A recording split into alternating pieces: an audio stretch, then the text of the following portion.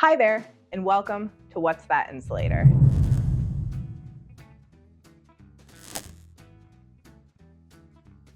You know those little glass hats on old telegraph poles?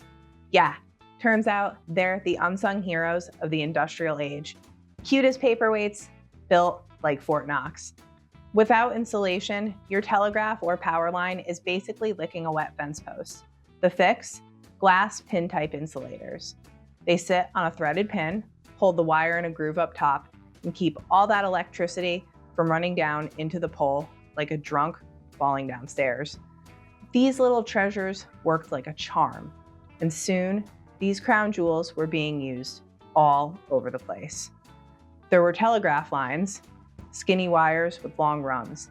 The insulators were tiny, like thimbles on a stick. Barely enough glass to stop Morse code from shorting itself out. Then there were regular power lines, fatter copper, a few thousand volts, bigger hats, wide grooves, and sometimes drip points, those glass teats that flick rainwater off like a golden retriever after a bath. And finally, there was high voltage transmission.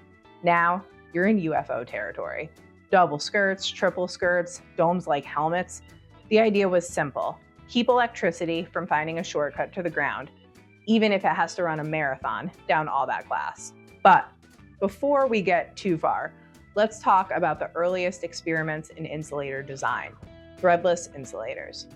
In the 1840s and 50s, they just made smooth glass cups and jammed them onto wooden pins with tar or pitch. Yeah, glue it and pray was the engineering strategy. If the line got yanked or the sun banked the tar, congratulations, your insulator is now yard art. Then, in 1865, Louis Couvet patents the internal screw thread. Now, the insulator screws onto the pin, like a jar lid. Game changer. Suddenly, they don't fall off in a stiff breeze. The patent was so important, it got reissued in 1870 because everyone tried to copy it. Threadless pieces are insanely rare today because most of them shattered or got tossed. Find one intact, and it's like finding a Civil War musket that still works. Expensive, fragile, and guaranteed to make collectors lose their minds. Insulators come in every size. Pony styles, little beehives for low voltage lines. Standard Hemingray 42s, the Honda Civic of insulators. Cheap, everywhere, boring, but reliable. There were cable forms with Mickey Mouse ears, designed to hog-tie wires thicker than your thumb. And then let's talk about the colors. Aqua and light blue, the default because of the iron in the glass. There's purple and amethyst due to the manganese in the formula. Leave it in the desert sun and it tans purple like a tourist in Phoenix. There's electric blue, special order, often tied to Kansas City utilities. Today, they're worth thousands. There's greens, from olive drab to emerald. Brookfield loved these.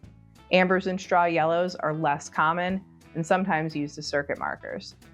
Clear and off clear is your cheap post-1920 stuff. And if you find milky swirls, usually those were factory oopsies when a kid tossed the wrong batch into the pot. Back then, trash. Today, treasure.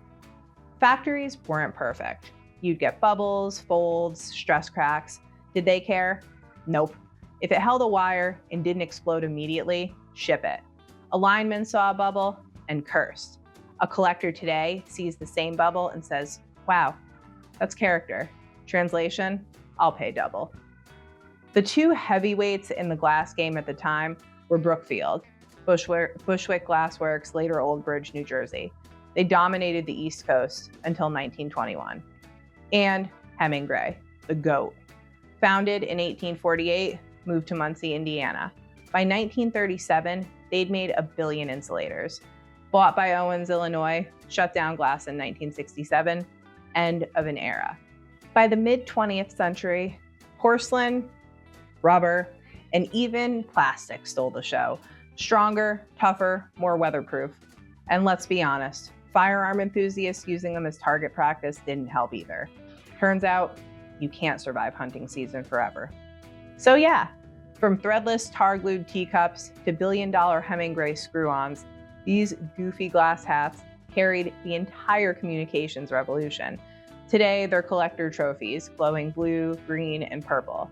Proof that even mistakes can hold up a civilization. Want more insulator information? Like and subscribe.